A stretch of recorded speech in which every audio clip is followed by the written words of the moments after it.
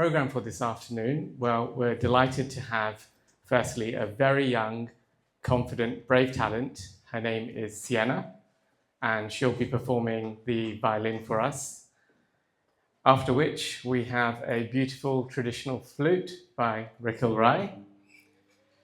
And our main event, Yogi Srinivas Arka, who will share his spiritual insights into the Bhagavad Gita, specifically chapter 4, verse 38.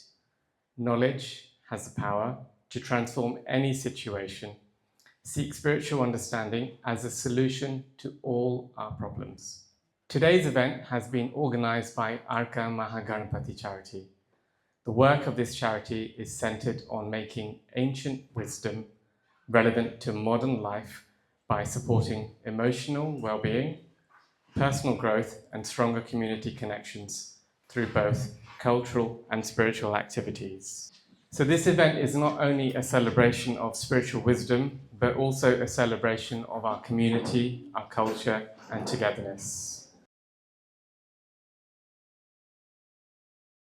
Hindu woman mayor of Harrow, she's a dedicated public servant whose leadership is guided by kindness, caring, respect, and whose commitment to community serves and continues to inspire residents.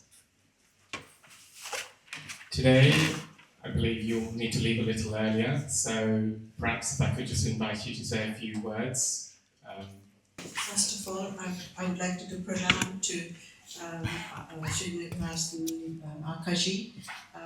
It has been a good privilege and an honor to actually have you in my mayor's parlor as well. And I think that day was very, very precious, and I will never forget that. Good afternoon, ladies and gentlemen. I have been a mayor for nearly 1 year now, and as I said, I'm the 73rd mayor of Harrow, and obviously the first Dar es Salaam, Tanzanian East African born mayor as well here in Harrow. I would say that I don't want to talk about myself, but I would just say that whatever the teaching of Bhagavad Gita and the Arka is going to say is very important, because when we hold our position, doesn't matter where it is, whether it is at work, whether it is at public places, or whether it is in your business, all these ethics, the teachings, if we actually imply in a modern way, I think it will make all of us a good human being, and people we work with as well are good human beings. Because I think I actually noticed that the society as a whole, I'm not talking about us here, but the society as a whole has become very, very selfish, and they are not actually thinking about others at all. They're only thinking about themselves. And so I would just say one thing, that whatever we do, we have to do with kindness, caring, and respect. And that is why I made that my thing. And the whole year around I've been talking about it. But I see it over and over again that it's completely, I won't say completely lost, but it is lost a lot. And I think discourses like this, and in a small gathering, I think we are very lucky to have this in our religion. And Bhagavad Gita is one of those scripture which teaches us how to live our life. And if we follow that, I think most of the problems in the world will be solved. So we can't change the world, we can change ourselves, is what I believe in.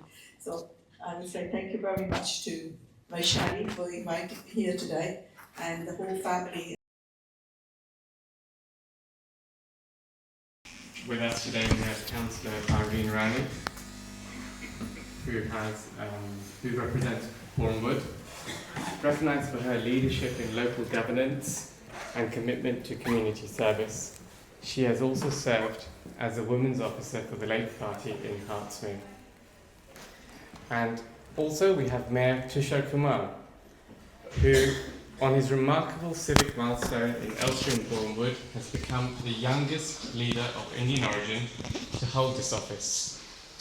It's not only a great personal achievement, but a powerful reflection of public service and how it's shaping our new generation.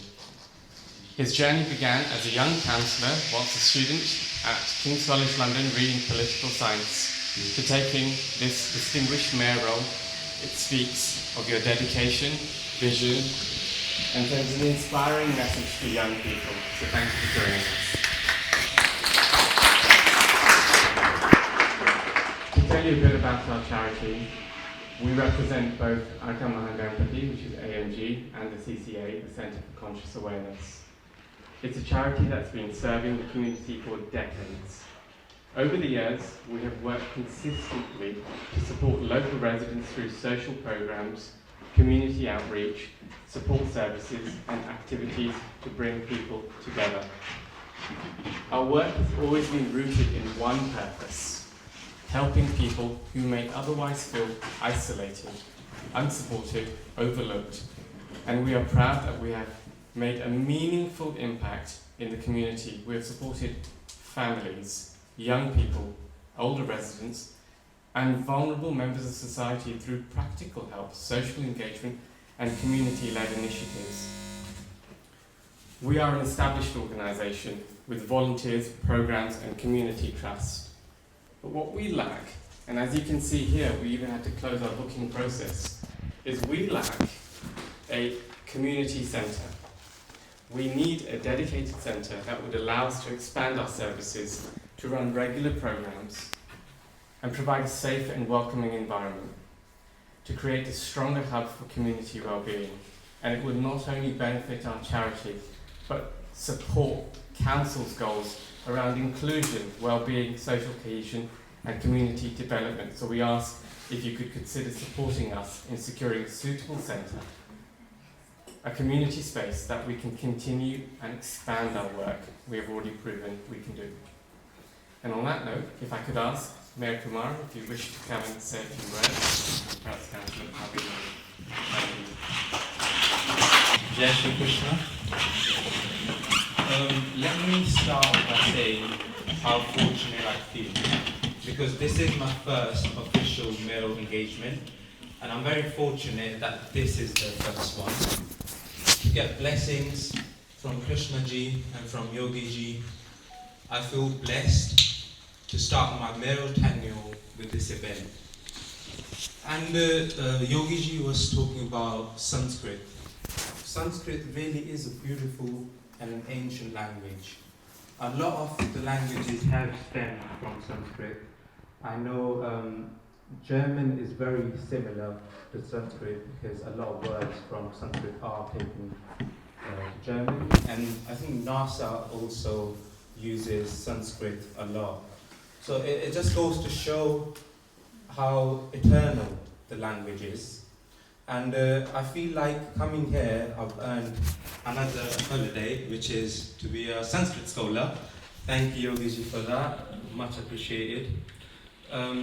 Krishna Ji's and the Bhagavad Gita's values are more important than ever right now. When the whole world is on fire, what we are seeing wars all around the world, Middle East, and everywhere else in the world. And I think it's so important to incorporate these values which Yogi Ji was talking about, to keep positiveness within your life and to spread positiveness throughout.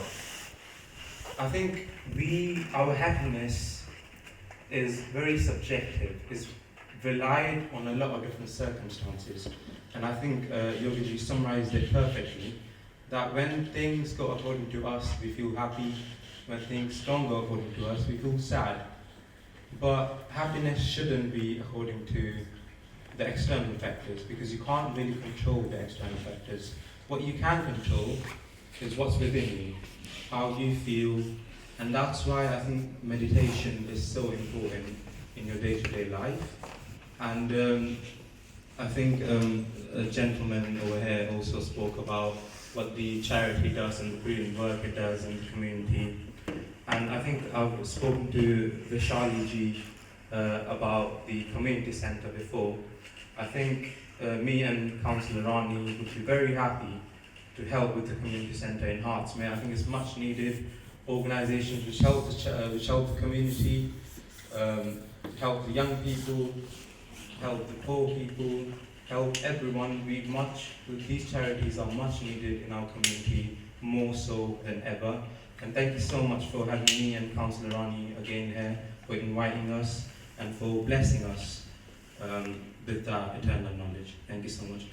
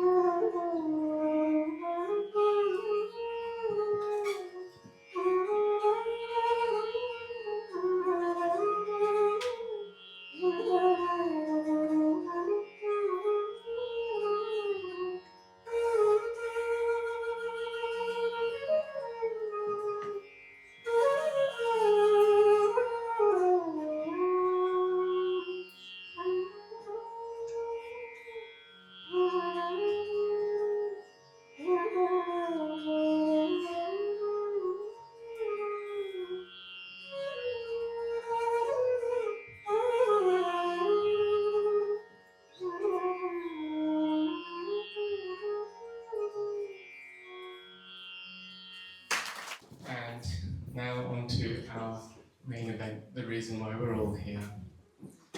Yogi Srinivas Arka. He is an international speaker, a philosopher, an author. He's written numerous books on spirituality and has spent over 3 decades traveling the world sharing his wisdom and knowledge. He is the founder of Arka MahaGanapathy UK, as well as the worldwide charity Centre for Conscious Awareness, which has centres in Canada, Australia, New Zealand, Spain, and of course here, the United Kingdom. In India, he has founded Arka Dhama, Nature's Palace, which includes an Ayurvedic centre, a school for 400 children, as well as a Gurukula, a Goshala to care for cows, and 2 Ganesha temples. We will, of course, share videos about Arka Dhama to you at the end of the event. He has also developed the intuitive meditation method called Arka Dhyana, which is experienced at the heart level, combining 3 key components: breath, sound, touch, unifying body, mind, spirit, and an experience of undividedness. Without further ado, I would like to welcome Yogi Srinivas Arka. Om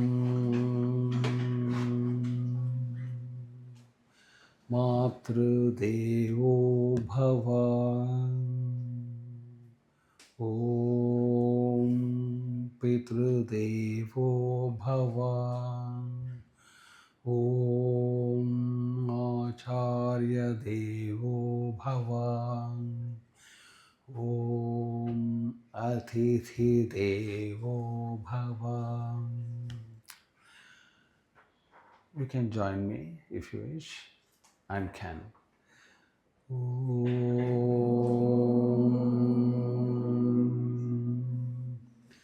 Guru Brahma Guru Vishnu Guru Devo Maheshwaraha Guru Sakshat Parabrahma Tasmai Shri Gurave Namaha Gurave Namaha.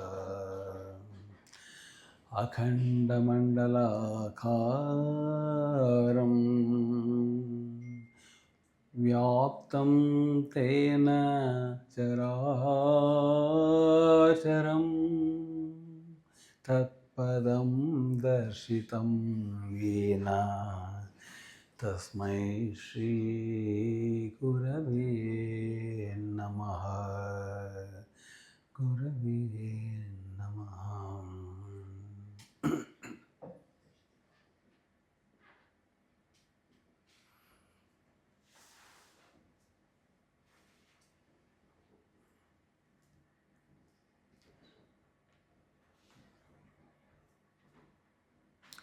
Swagatam Krishna Swagatam Krishna Madana Puri Sadana Madana Puri Sadana Luduvadana Madhusudana Swagatam Krishna Krishna. When we want to talk about especially Bhagavad Gita, we should think about not only contents but its author, Sri Krishna. He knew at its depth what the knowledge to be offered or shared with Arjuna.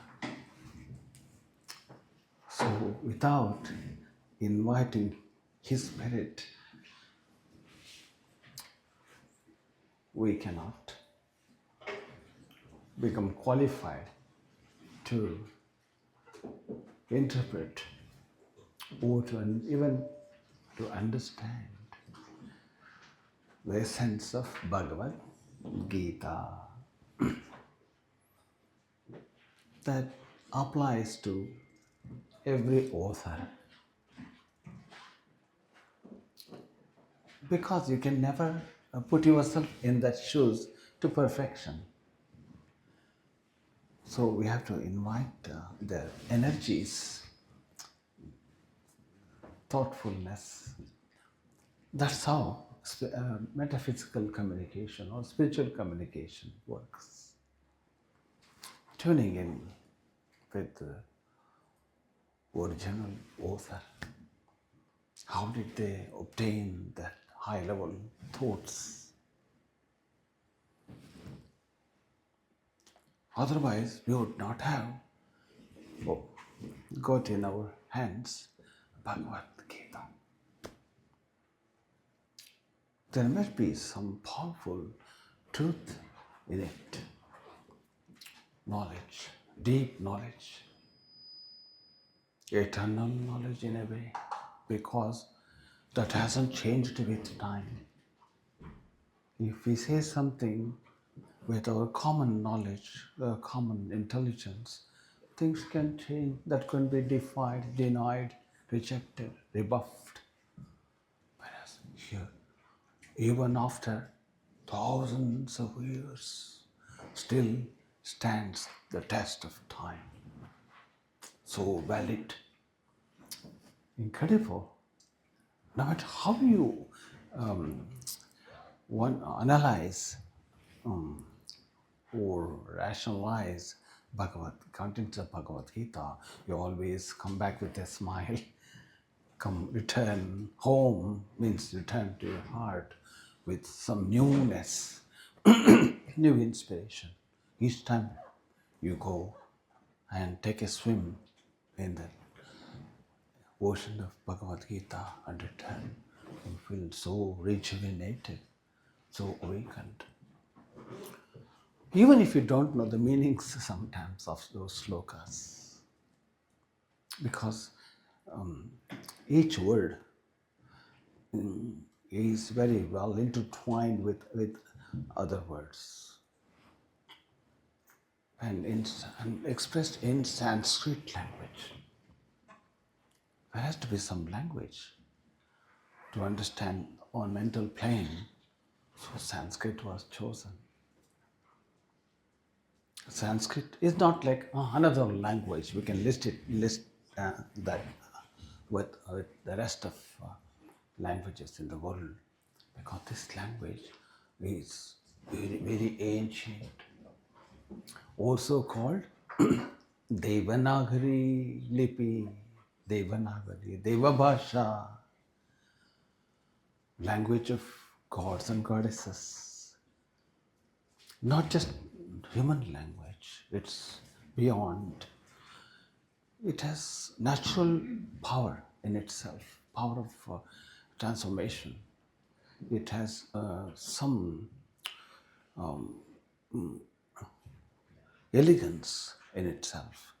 So that's called Deva Bhasha.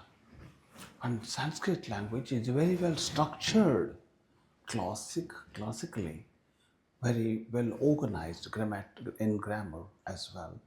Panini Maharshi, he devoted his time to codify the entire grammar, 3,993 formulas. Very well thought of. And they work like a computer programming. So, and the formulas refine each root word, and then you get a fully polished word. For example, Krishna. Now we say Krishna, but that word comes from Dhatu meaning root word called Krishna. Hard to pronounce Krishna. See, Vishnu, Vishnu. So hard to pronounce.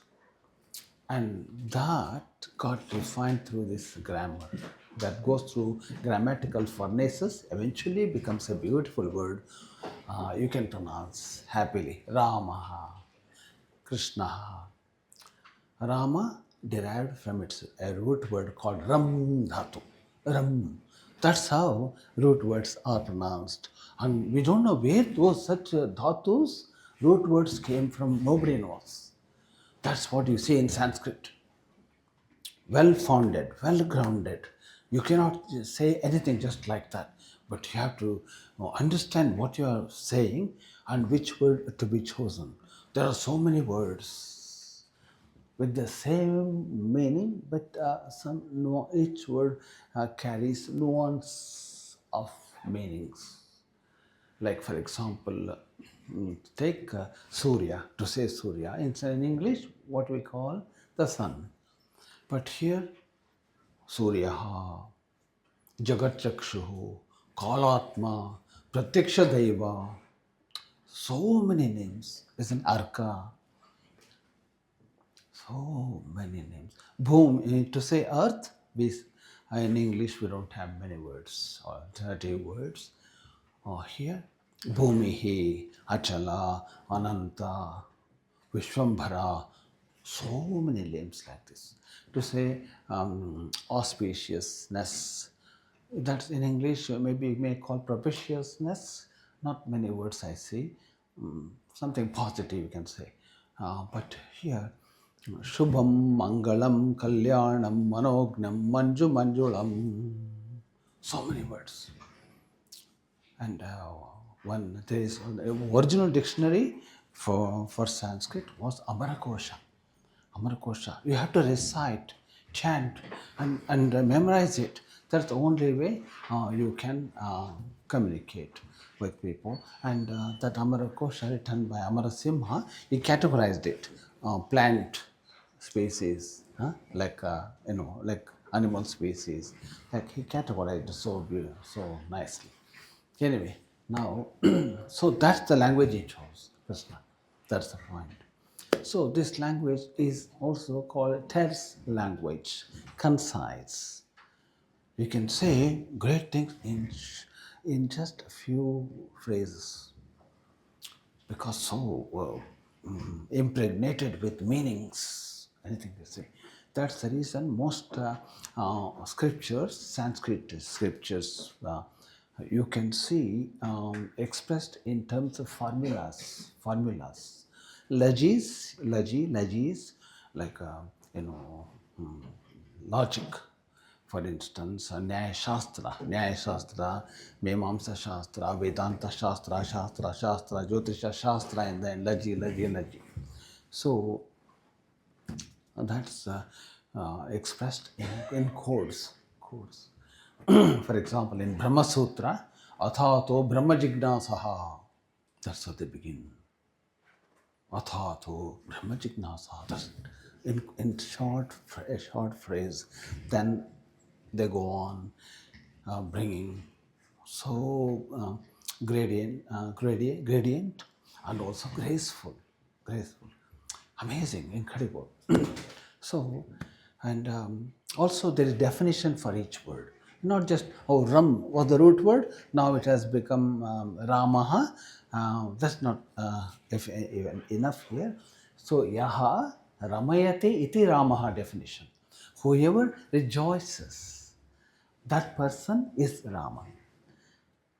The meaning, it's not like just something you say, no meaning, just the name. So always make sure when you call somebody or when you name someone, you give proper meaningful name. Ramaha. Yaha, say Yaha, Ramayati. Rejoices, always in happy, in merriment. So Ramayati iti Ramaha. Definition. Every word has got this. Not just only Rama. You just pick one word from Sanskrit, anything. It's got precise definition, that controlled definition. So anyway, Now, this Bhagavad Gita, you can see so well phrased. How such thoughts emanated from the consciousness of Krishna. Even to think about that, it really takes you into Dhyana. Rama, we said, and then so slokas and Bhagavad Gita. Try visualizing you're on a battlefield. Arjuna, warrior, great warrior, is confused, perplexed, and bewildered. Doesn't know what to do, where to go, how to proceed. Fully baffled, and this can be applied in everyone's life. Everyone can relate to this dialogue. Arjuna asks questions. At other times, Krishna himself will deliver some inspirational knowledge to Arjuna. Today, we have assembled mainly to discuss about a shloka. Shloka means phrase or aphorism. What it is, chapter 4, and then shloka maybe 38, if I'm right. Nahi jnanena sadrisham iha vedyate na swayam. In sense, it's difficult maybe for some people to pronounce. That's what Krishna is really delivering, that divine knowledge. Divine means higher knowledge, which is not available in the terrestrial world, earthly world. Something belonging to higher planes. Higher planes means better views, broader views, cosmic views than the way you think. Brain is not enough to comprehend. Then you have to involve your heart, all your deepest emotions, your even soulfulness. You have to involve everything because it's so big, so huge. Your thinking is so oceanic. It's so totally ordinary problems are just ironed out. So, but yeah, oh my God, it's so big. Why was I so small in thinking? Like a turtle in a well thinks that this is the ocean. When you bring the turtle and put it on some ocean shore of an ocean, wow, so big. So what you experience as you go deeper into your inner self, and then you see vastness of space, time. There's plenty of time. Oh my God, why was I panicking? So much space even. Space comes in, the feeling of spatialness or inner space, when you bring your mind, your awareness slowly to your heart region. That's the reason children, babies, and they look so happy and they haven't achieved anything. That's the reason they're happy. Want to achieve? Okay, they'll be prepared for unhappiness. Brighter the light, say, brighter the light, darker the shadow beneath. So if you want bright light, so you see what happens suddenly. So that comes with nature. That's part of nature. We shouldn't think let us eliminate darkness. Let's eliminate shadows. That won't happen. Because how would you know? You need some contrast. There are so many people in the world, billions of people. Why? They are there to remind us who you are. The meaning you have multifaceted thinking and feeling equal to the number of people in the world. So much, because you need to live small brain. How can that accommodate so much? To measure the size of the brain, your skull, cerebral cortex, how can that comprehend infinite information, beginning from sky to, isn't it, all elements to all objects to all various entities and so many matters, abstract matters as well. How do you comprehend so many planets, so many stars, so much knowledge to be gained? We can't even list how many facets of knowledge exist in nature epistemologically. So big. You probably, most of you, with all due respects, you would probably know, most of you, how many classic literature or scripture available in Vedic lore. You don't know Dharma Shastra, Bhima, and then Shiksha, Vyakarana, Kalpa, Jyotisha, and Mimamsa Shastra, and so many legends, 18 Puranas, 18 legends, written by one scholar. Can you believe that? One scholar, Mahabharata, composed by 1,000 poets and scholars assembled together. They really made it up. Not like that. True story happened. We have relics throughout the world. When you go and analyze, when you go to test, examine, and see whether relics and remains correlate with the locations mentioned in Mahabharata, then you say they're so amazingly become connected. So meaning one scholar to write, one author like Veda Vyasa Maharshi. So that's the reason when they offers respect to the author, Veda Vyasa, like Vishala Buddhaye, say, do like this probably if you wish. Vishala Buddhaye, Vyasa Maharshane Namaha. Vishal means, broad, so broad. You can accommodate anything, any kind of thought, anything you wish to say, you can welcome and accommodate that type of mentality. So amazing, brilliant mentality, so vast and so spacious, beyond oceans even. I can accommodate. Bring me that. No judgment. Just welcoming that information, that knowledge, and assimilate or store it or just simply preserve it. Everything is so valuable according to Vyasa Maharshi. Anyway, now Krishna, you thought really maybe so simply they say 5,000 years. I think even more than that. No, really. Before the beginning of Kali Yuga, of course, Mahabharata really just occurred, happened.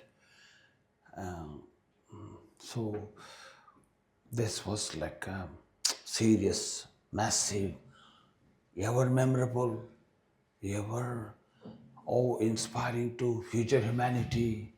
That's what Mahabharata, Kurukshetra were. Kurukshetra. Even today, you can go in India, near Bihar, it looks like border of Bihar or within Bihar. Someone has to go and do research properly. Kurukshetra. And warriors came from all over the world. Yes.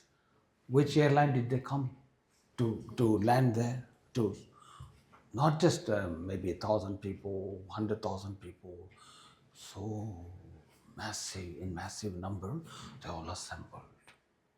Now we call it China and Iran, but they came from all those places to Africa and many other places to participate in war. that meaning that was sophisticated that age, Mahayuga, Mahabharata Yuga, sophisticated.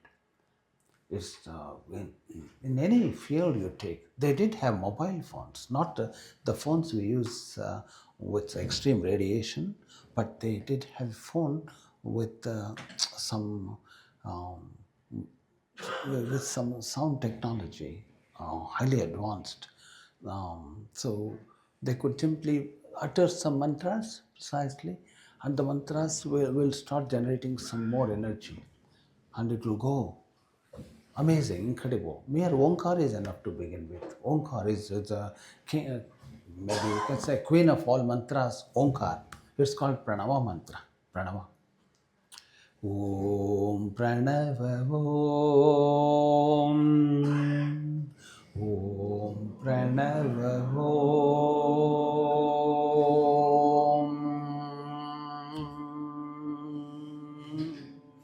Say, at least you have an opportunity here. Krishna will be happy. You just say Omkar from the navel, feeling your navel area. From there, the sound emanates. That's where the location is, origin of sound. Try and utter.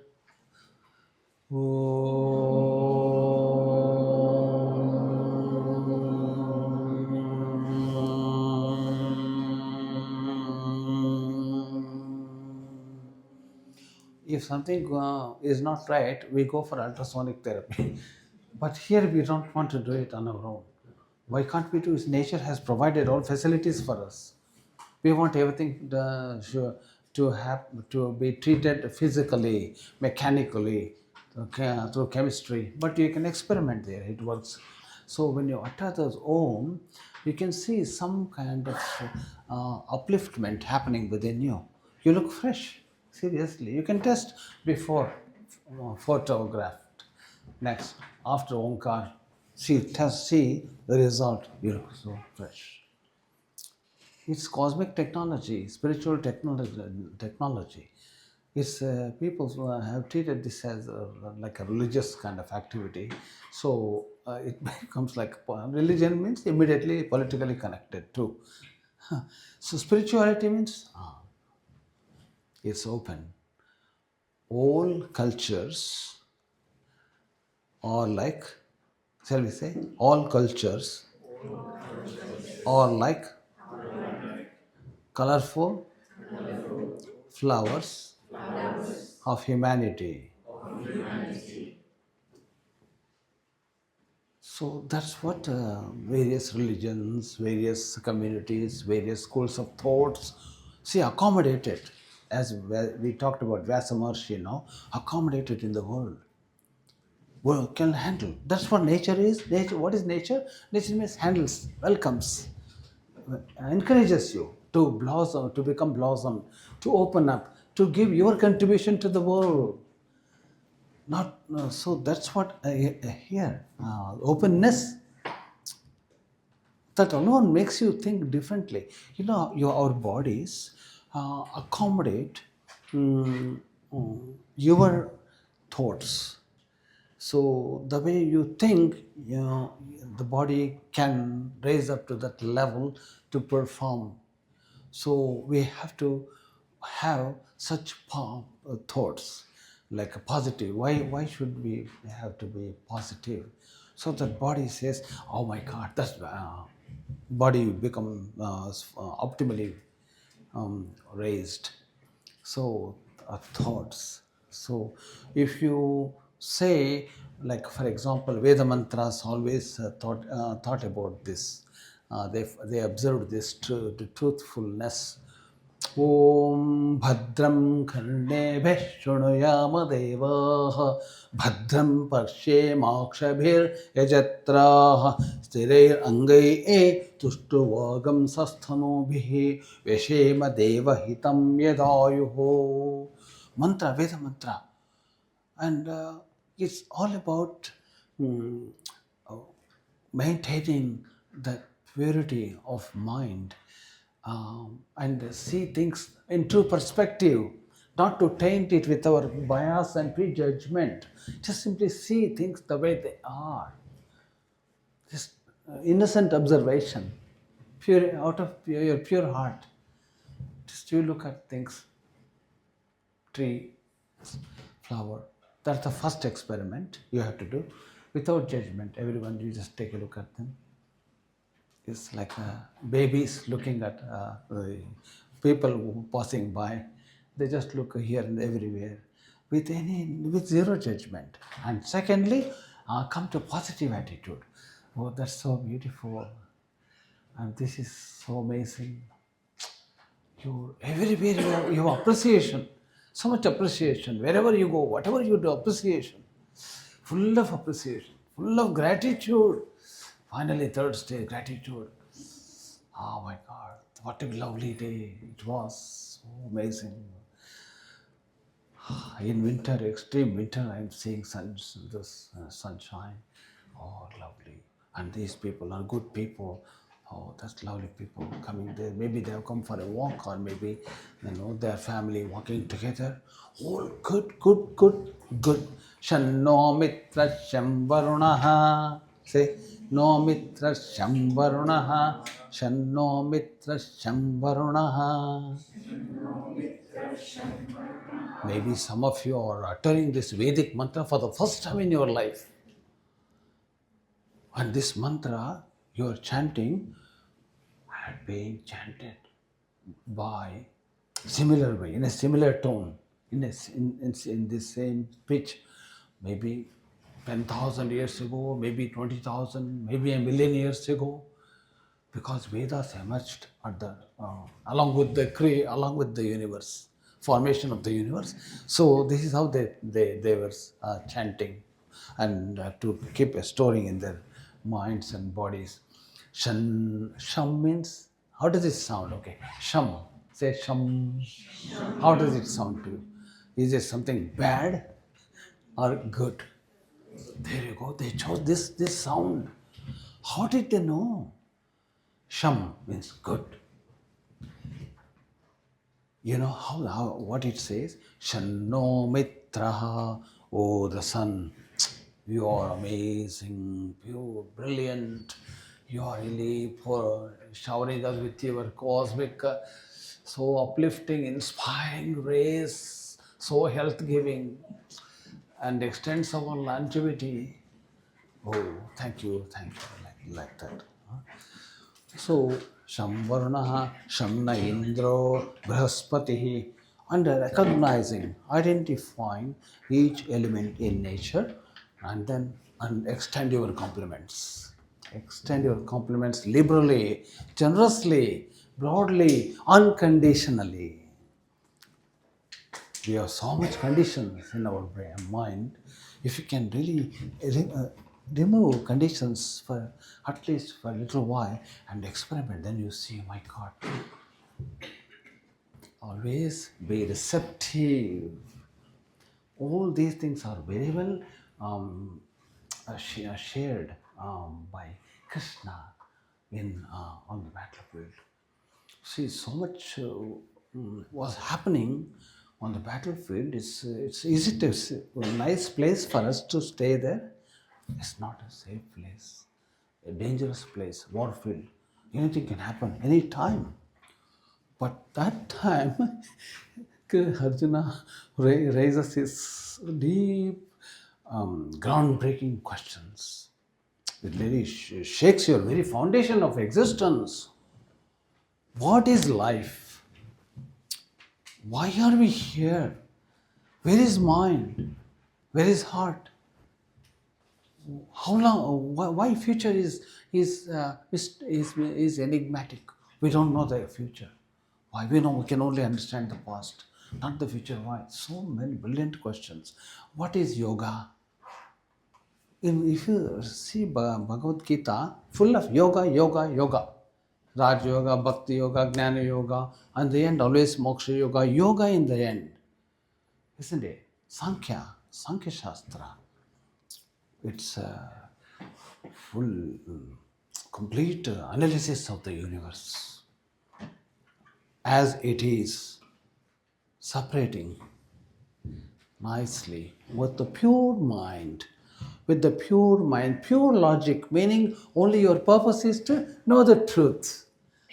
You are not, you don't have any expectation. This is how the outcome should be.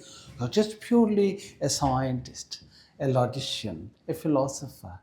You are after truth. Poet after beauty, after the essence. You want to simply so. Then you go, you see things beyond. We don't always see with our eyes. We also see with our mind more than the eyes. Eyes simply give us some helping aid to extend our vision a little bit more. But actually, our eye of the mind, now Dhyana Chakshu, otherwise here, Dhyana Chakshu. Yeah, that's very important. That's the reason as soon as we close our eyes, we see more. When you open your eyes, limited. Close your eyes, more vision, more vision. If you, the perseveration should be sincere. Anyway, so like this here, so on getting back to the battlefield, still the focused very much. High level discussion. Nothing about the mundane world anymore. You need higher inspiration. You're so down, so dull, because anything can happen. What guarantee you have that you will go back home successfully, victoriously, happily? You will be injured, maybe lose your life even. And moreover, it's hard for Arjuna to see his own relatives are standing in front as enemies. His own relatives, isn't it? That's so even harder. So then until such time, he was treating Krishna as his friend, brother-in-law, but not more than that. Then he realized, wait a minute, why so many people were coming for private audiences, open audiences, seminars, or talking to Krishna like. Then he realized there must be something in this person. Like everyone has got that Krishna in their hearts, always. When you receive knowledge, you are Arjuna. When you deliver knowledge, experiential knowledge, not theoretical one, experiential knowledge in full sincerity, that you become Krishna. Means take the role of Krishna at that time. Krishna's presence can be experienced there. So there, what was that? Arjuna wanted to know what is most important in life. What is most essential? That we must have that. Otherwise, life cannot be qualitative, cannot be spiritual and holistic. What is that? Anything do we have in the world? What I should be in? I should really have it. What is that? There you go. That is, in Sanskrit, it's very well said. Jnana. Say Jnana. Jnanam, if you want to say properly, Jnanam. Because each word must be well defined, whether it's a feminine gender or masculine gender, you have to be very precise. So Jnanam is like they call Napumsaka. Napumsaka means neutral gender, neutral gender like. So anyway, that Jnanam, he says, Nahi Jnanena. Nahi means no. See, even today, Sanskrit being such an ancient language of gods and goddesses, advanced civilization, refers to the very formation of our brain and the habitable earth. And that, now, even today, when we say most languages in the world are offshoots of Sanskrit. Nahi jnanena, nahi jnanena sadrisham. Need pronunciation. So, pronunciation, a little micro sound is also not skipped. It's pronounced properly, utilizing all the lingual organs. That's Sanskrit. So, see, I'll say something to you. Try at home if you can, whether you can pronounce. Paratya grep drag grem. Total, the expression, not sparing anyone, little micro space there, micro milli space there. Pronounce properly. So activate your whole body. Keep all the glands functioning. Then they become healthy because you are given some work. So we need to keep our body also functioning. That's the reason every day you have to stretch. Every day you have to stretch. Stretching. When you stretch, you feel happy. Instantly, you feel happy. Pets at home, you have seen stretch. They stretch in the morning. Birds, even the turning left towards left, turning right, how neatly they flutter their wings until you get ready, warm up nicely. So that's how it is. So anyway, now that's the reason pronunciation is very important. So you have to try. So nahi ज्ञानेन सदृशम् इह विद्यते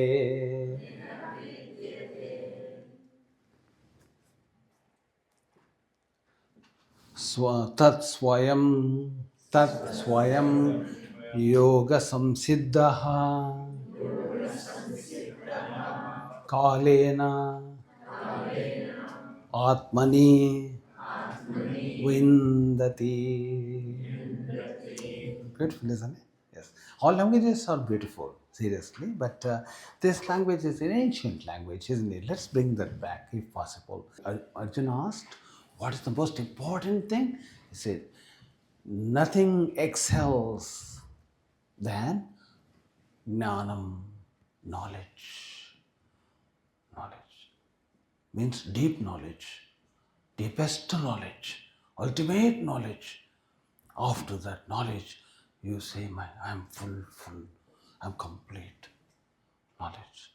Nothing to crave for. No, zero doubts. Everything is so clean in your skull, in your brain, in your cerebral area, so clean. All neurons are really sparkling.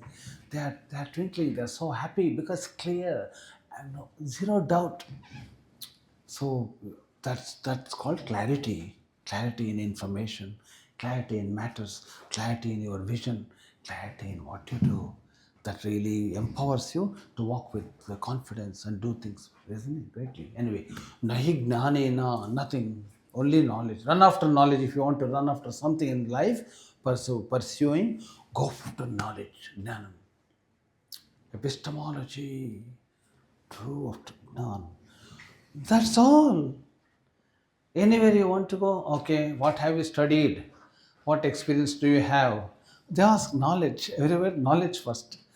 Without knowledge, we can't do anything. So pilots, they have to have the knowledge of flying, navigating such huge aircrafts, knowledge. And that knowledge has two facets, mainly theoretical knowledge. One can explain very well, but doesn't have experience. So that knowledge is called jnanam is called experiential knowledge. You have got knowledge, at the same time you have that experience of that knowledge. Mean even more you are really like wealthier. Well, you are wealthy and so resourceful. So jnanam, always go after knowledge. Don't waste your time. Every day before you go to bed, you have to question yourself and try, what knowledge did I gather today? How much time was spent so valuably, meaningfully? You ask questions. You would know the truth. Your conscience will tell you everything. We are so fortunate to have conscience, a meter of conscience like electric meter, water meter, and the conscience meter. That will just give you signals so beautifully. Even a child does have that conscience. Anta prajna in Sanskrit, antaha, prajna, prajna, anta prajna. Some intuitive guidance. You haven't even given any information, but still gives you the right answer. Answer means not verbally, but through just nudging you to move in specific direction. Oh, this is where you should go.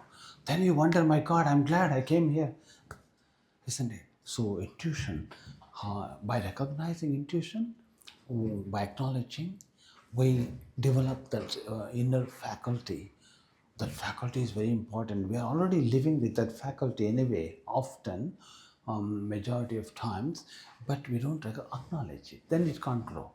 Anything that, if you don't recognize your body properly, like with the shower maybe, or with the touch even, or stretching or whatever, then it won't really give you any life energies back. That's the reason we stretch always. Yoga, stretching is yoga. So now, nahi jnanena, sadrisha means equal, similar. Iha means this world. Vidyate, in this world, on the physical plane, always go with knowledge first. You will always be safe, secure, and sound, and you will always feel fulfilled with the knowledge, with that knowledge. Isn't it? Knowledge drives, invites you to go more, much deeper, much deeper. Then what happens? Consequently, the body accommodates. Body says, "My God, this person wants so much clear knowledge, higher knowledge." Then, in that case, it raises up to another level, and so it can extend life even, because you have so much to learn. Earning is different. It can shorten your life. Always after earning can shorten your life, because so much of stress, strain, and then so much anxiety, accumulating wealth and preserving the wealth, avoiding tax people, so many things. So here, this knowledge, when you are after knowledge done, that will extend your life seriously. It will, because it has to go with the physical matter, isn't it? And energy. So it's you cannot say knowledge is energy, nor you can say knowledge is matter. Knowledge matters. Knowledge matters. Matter won't create knowledge. So that jnanam iha vidyate, and then Swayam. Swayam means when the practitioner of this knowledge, when he really becomes so deep into gaining, welcoming such knowledge, and that becomes totally, like Kalena means with time, Atmani means within yourself, you settle down with the knowledge of the self. You'll settle down with the knowledge of the self. Atma Jnana. Eventually it will lead you to Atma Jnana. All knowledge, you chase knowledge, like eventually how earth is made of, what is air, how H2O works, water molecules, why do they have to stick together, hydrogen and oxygen molecules together? And you question why gold always has 79 protons. You question, and eventually that will lead you to self-knowledge. Eventually you come back. Who am I? What's my nature? What's my capacity, potential? What I should, how can I bring it out? Only then you feel fulfilled. If you don't bring out the best in you, what you have, you will never feel fulfilled no matter what you acquire in the material world. Accolades and certifications, credentials and finances, nothing will really bring you satisfaction. Maybe more fear perhaps, more envy or something. But here you feel fulfilled. Self-deep knowledge. Because each person is born with some unique seed knowledge. Unique energy though. Unique frequency of their existence. That's a great asset for us. That if we can recognize that first, oh my God, how come I'm so different than the rest of the people in the entire world? Otherwise, if that is false, then so governments won't be able to come up with some ID cards, isn't it? Some identity, whatever, the passport, things like that. You need to have something unique in the person, not internally, even physical sense, isn't it? Like palm print, suppose, like your hair, whatever, iris. So point is, so also even mentally in our consciousness we have our own unique position, status. That's your property. What is USP? Unique selling point. But no, universal spiritual point. That's the universal spiritual point. We have to make, so that eventually brings you back to self awareness, self knowledge of the self, ultimate knowledge. Then after which you will have no doubt, no questions, no disbeliefs. No more confusion. You know who you are. Then you would know what to offer to the world. That is what rishis did eventually enlighten the people. They came up with brilliant knowledge. Like we discussed about the Panini Maharshi who codified Sanskrit grammar. How did he come up with? Had he not done it, we would not have had Sanskrit proper grammar structure. Fortunately, like Kanada Maharshi, really he developed atomic theory. How did he come up with? Aryabhatta, he added value to zero. So many like this brilliant people. Brahmagupta, he invented dividing system. Vedic math, that's the reason you call Vedic mathematics.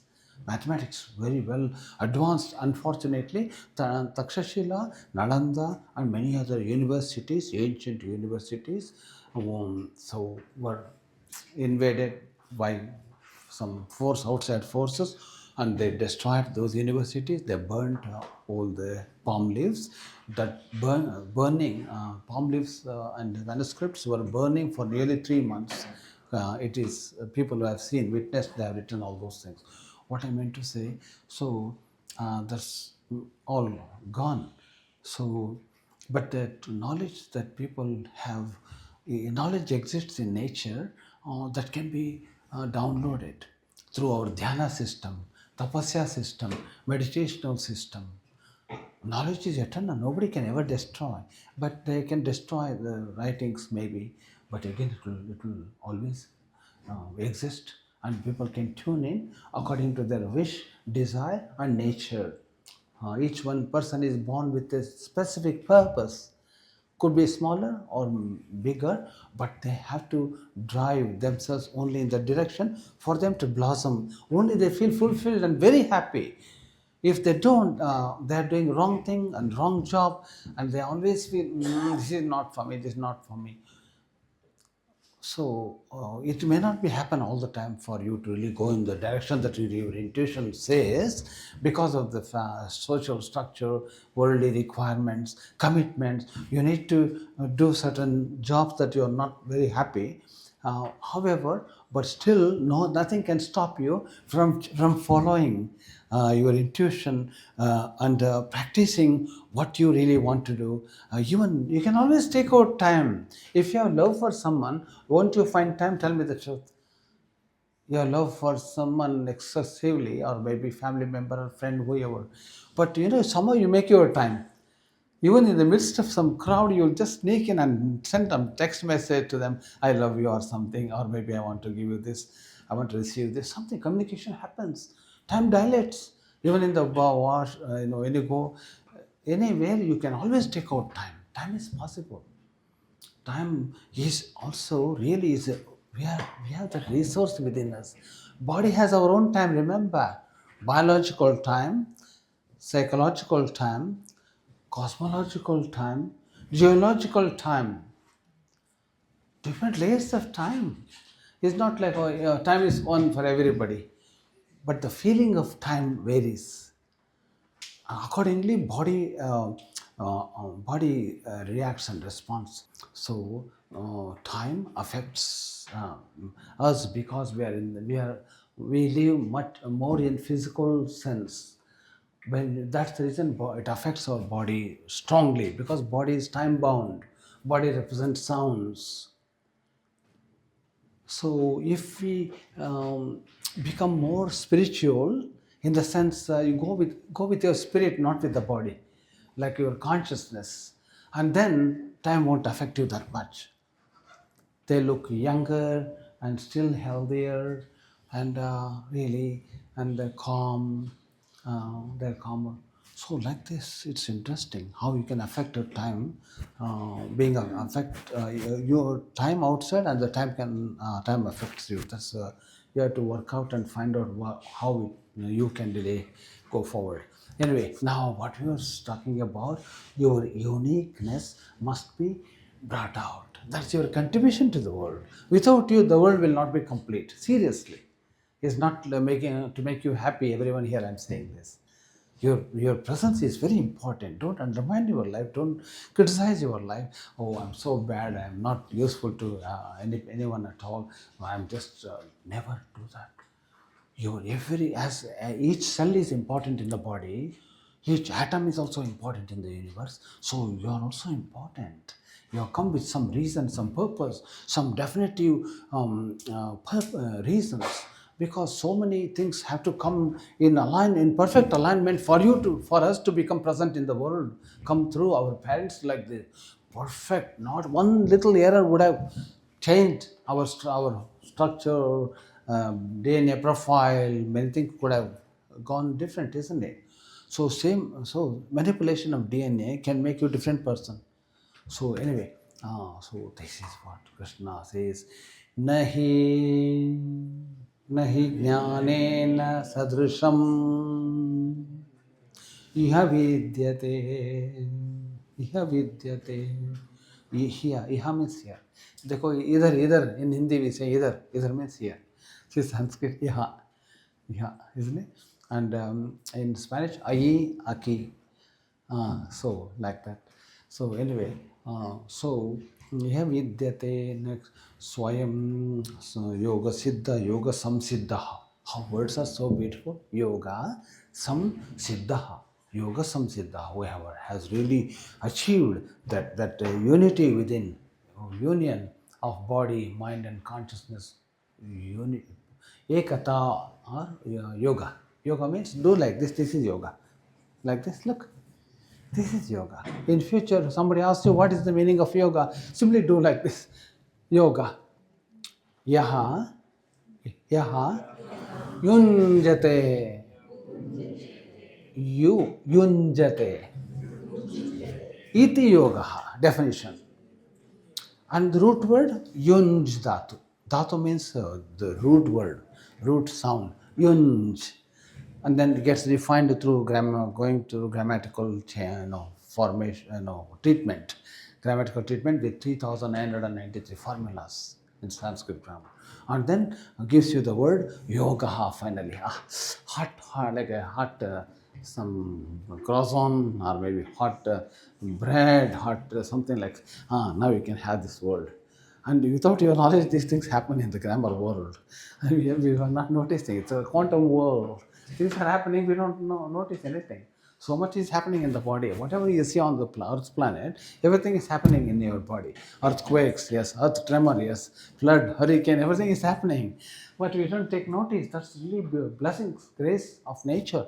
If you were to be reported everything to your consciousness, surface consciousness of what is happening in the body, you won't be able to live life. It's so much disturbance, distraction, isn't it? So it's all so neatly, very well organized and balanced. Anyway, so so we talked about iha vidyate, then swayam yoga samsiddha. Whoever attains that, kalena with time. Kalena means with time. Kalaha means Sanskrit time. So kalena atmani means do like this atmani. See, that's you make your journey of life expressive and animated. Always try to express exactly. So atmani vidyate. If you want to really, when you explain, are explaining some directions to someone, you have to use your hand, correct? Go this way, go turn left, and then they understand better. Also, you are transmitting your energy. Do this, you are motivating the person. In the sense, it goes with our energy, isn't it? We are all spending energies. Always remember, we may not see, but it's happening. That's the reason when people, if they want some good things to happen in their life, so they bring certain things. Oh, Mr. Arka, can you please touch this and give it to me? I said, why should I touch it? It's okay, it's yours. No, you have to touch and give some mantra, give some blessing, or say some good wishes if you're skeptical at least. And then they will carry. And whenever there is in trouble, they hold it. Yogi Arka touched it. He has given me this stone, maybe a ring, then whatever it is, the objects. They feel so happy. Yes, it's reviving. It's coming back like a replaying gramophone. All the memory and everything. Why do you keep some photos of people whom you like, love, and admire? Because to replay in your mind the same time experience. time transporting experience, then you will really come back. So much facility in nature, incredible facility. There's nothing much to worry. We worry about the petty things, really forget about pretty things. So much, honestly, so much. And I was explaining in Leicester, giving a talk, there are people who say, what are you doing here? It's killing time. I was really, I talked about that really, killing time. Oh my God, you must be an extraordinary billionaire because you have so much time to kill. Yeah. So that means time is so abundant for you. For us, give me 1 minute. I'll do 3 tasks. 1 minute, please. How many times, even in your profession, in your career, whatever the work you do, and people put pressure upon you, give me. Can you give me 1 minute, please? 1 minute. 1 minute, big task sometimes you say, well, give me 1 minute.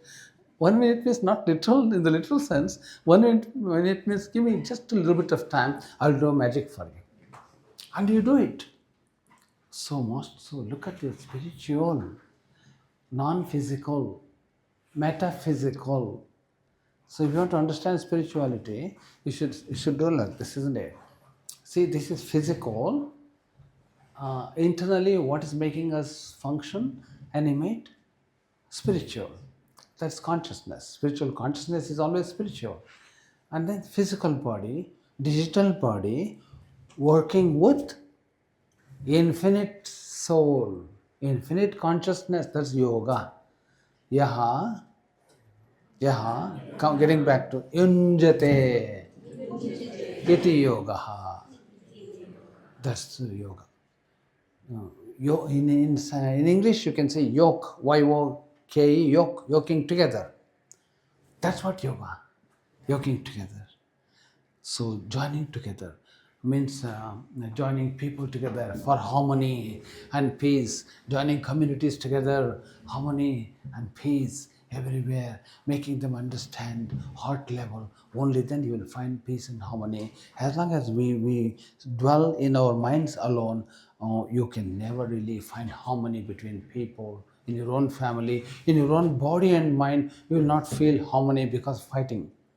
Ego, a battle of egos, battle of intelligence, and I am you because everyone's viewpoint is so different. Obviously, we will never agree with each other. But if you go to heart level, everyone agrees. Silence, everyone is one. In smile, everyone is one, isn't it? Happiness, when you're happy, everybody wants to say, "Oh, please come." And they want to share their happiness. So only when you discuss things can be different. So that's the reason always practice time and again dhyana, just to align your components within you, and simply stay calm together. Follow your breath, make it uniform. By controlling your breath, you can control your emotions. Then you come back with fresh energy, clarity of mind, and now you know better. You're a different person now. You got back your time and you got back your energy. Now we are ready to face the world. I am fresh, I can. And you come back. You look so vibrant. That's quality of qualitative way of spending time with yourself first, isn't it? So much is amazing, isn't it? So fill the time with good things. Don't fill the time with some unpleasant things. Yes, it's too precious. Your time once gone can never come back. Money we can earn back.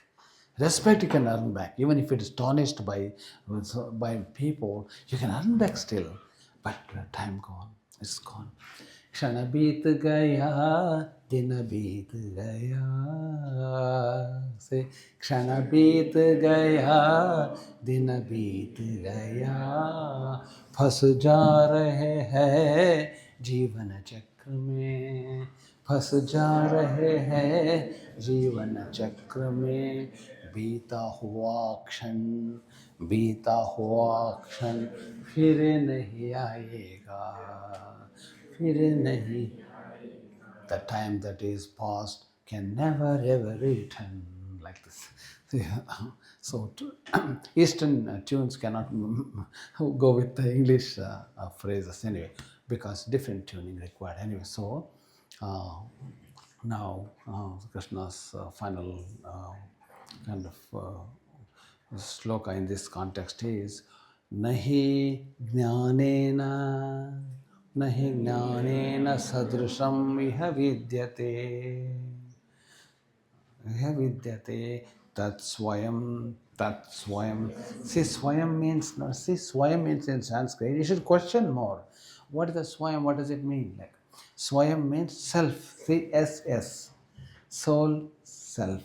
English, when any language, most languages have connection with the Sanskrit language.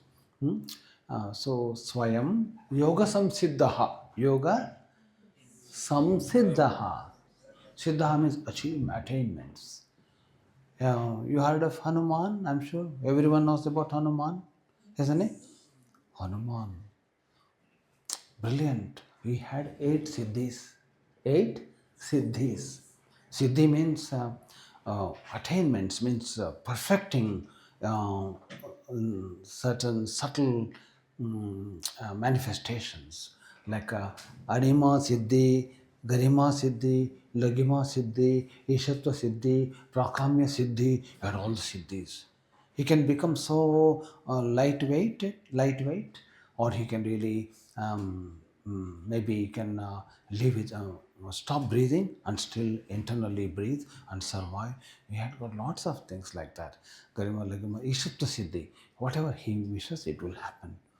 Prakamya Siddhi, like this. So you still, yet with all these special knowledge and powers, he was still like sitting in the corner, not showing off, not bit of arrogance or ego, like this. Well, any question you ask, Rama. That's all he says. Any question, Rama. Rama, Rama, Rama, Rama. With that focus, he achieved so many great things. So like this, what we need is focus. Nahi jnanena sadrusham iha vidyate. Na tat swayam yoga samsiddhaha atmani kalena vindati. So all chasing knowledge will eventually bring you back to your heart, bring you back to your total true self, and you feel, my God, everyone is connected with me in that case. Why should I fight with the people? I can see myself in them, and I see that they belong to me. You become you become so heightened with the knowledge. You see your reflection in everybody. That's called self-knowledge, knowledge of the self. Atma Jnanam. Atma Jnanam. So the way you see is very different. The world, when you go outside now, your perception will change for the better. Oh my God, they are all our people. Okay, we may not talk, but they are on the same planet, sharing the same earth, same air, same sunshine, same water, same everything, same universe. Maybe thinking may be different, but they feeling is the same. Feeling cold, feeling hot, it's all the same. Sensations are the same. So beneath, we're all one. Oh my God, that's really good. So that means I can be safe here. It's okay, let me focus on what I can do now to this world. But what are you giving? Everybody has given so many things. So much has been contributed to the world by great people, whether West or East, isn't it? From Einstein to, Dalton to any great scientists have done. Even there on the eastern side, they have done such a great, wonderful contribution. So you also should contribute something. You have to. That's the purpose of coming, not just simply live normally, very too mechanically. You got to offer something. You have it. When you start meditating upon yourself, what do I have internally? Let me check. Probe into myself. You probe. Someday you just come up. brilliant idea. This is what my journey is. This is what I'm going to do. I feel so much belongingness to this vision, to purpose, to the reason and the goal. Okay, let me really go and dedicate my life. Then you feel healthy, happy, and you feel resourceful always. And you will never feel empty, or you will never feel unfulfilled, because you are doing it. It's not like reaching some target, but the way you do, the way you go through the process, isn't it? Joy is in chase, but not reaching the destination. When you have got some good destination, isn't it? So that's, everyone should do that. Really, Krishna, he has given amazing pulse of wisdom like this, eternal wisdom, but we can't really finish everything in one day. But however, I really, Krishna's magic is incredible. Even now, all of you are sitting. No one is fretting about, okay, when can I just leave right now, looking for something. No, you are all focused. Maybe Krishna has energy is here. He is communicating through all of us with the sloka. At that time, thousands of years ago, it was said to Arjuna, when no recording was available, electronic recording, and the distance sitting somewhere so far away, and this was recorded so beautifully. What was Krishna? Telepathically, every word literally, not any single mistake. So pure sloka, and is grammatically perfect even. Incredible, isn't it? Not made up story, nothing. It's purely logical, philosophical, rational. Anyone can analyze and see whether there is truth or not. It's open for debates. Not like, oh, you can't debate upon this. No, you can't say anything bad thing. Not like that. You can. Very open. Truth is so open, transparent. Truth, luminous, self-empowered, self-powered. The truth. Nobody needs to testify the truth with another truth. Truth itself is like that. It's like a flower. Can you decorate the flower with another flower? The flower itself is beautiful. You can't decorate further, embellish the beauty of a flower. It's flower.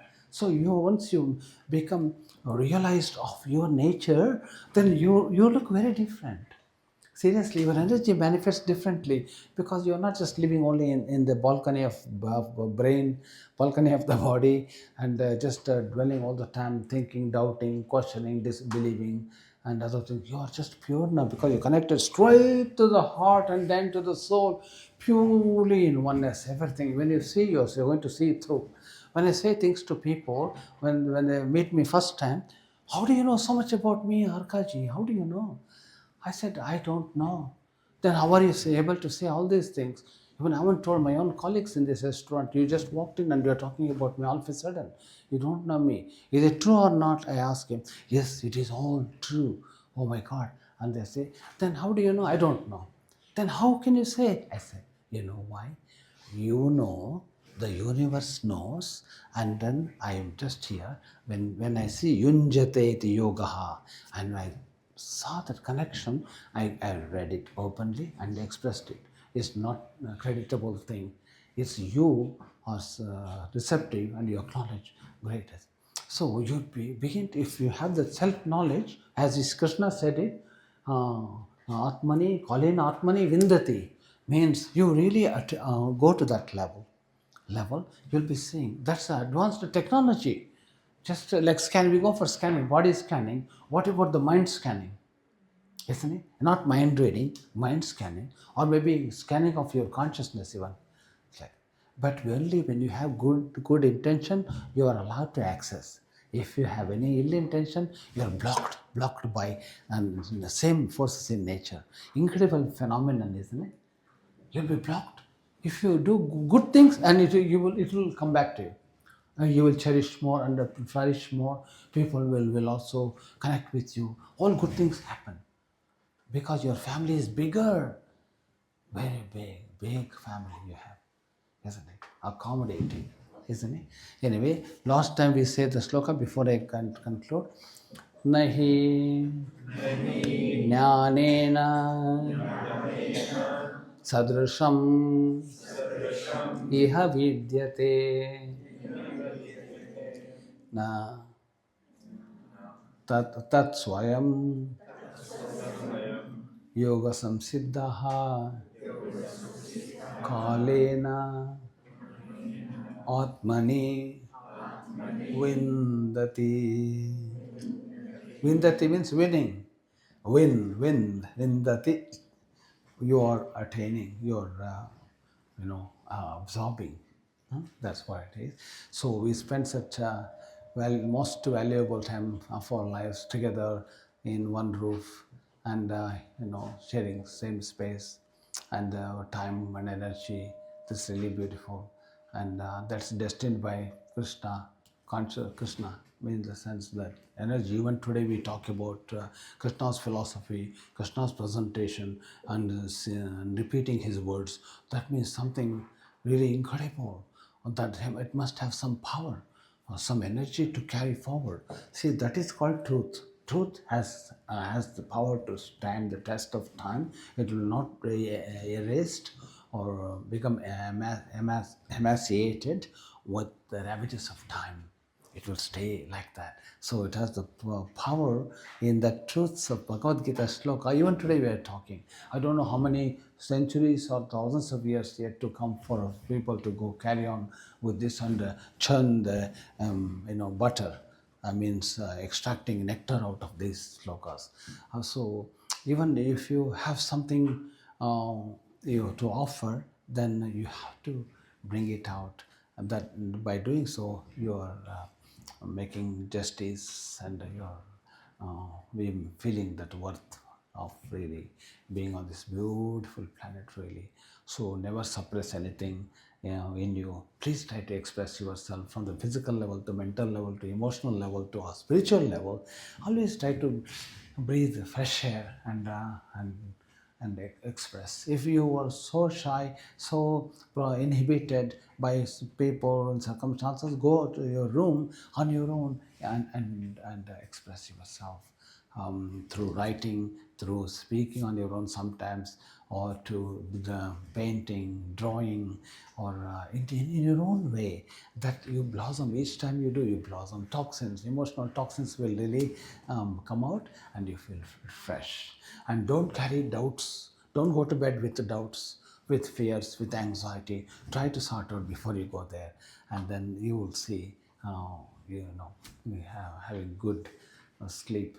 Really, someone was telling me yesterday on the phone here in England that they had some problem during the night. Really, something they disturbed quite.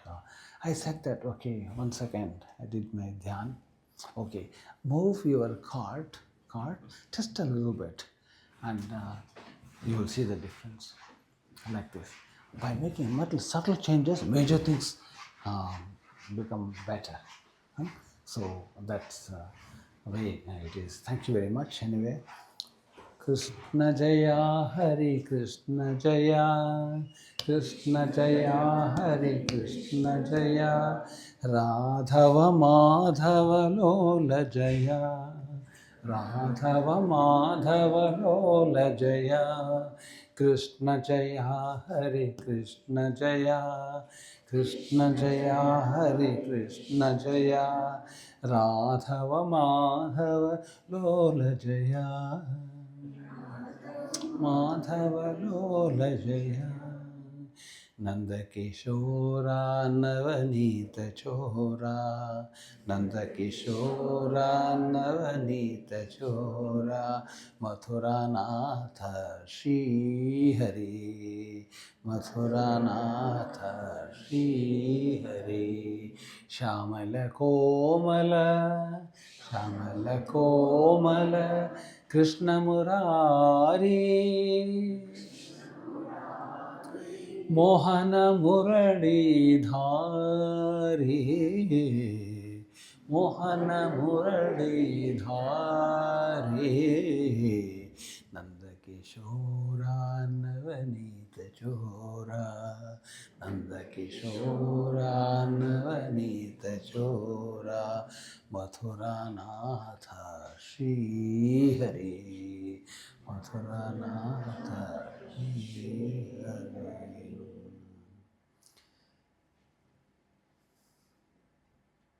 Om Krishnaya Namaha.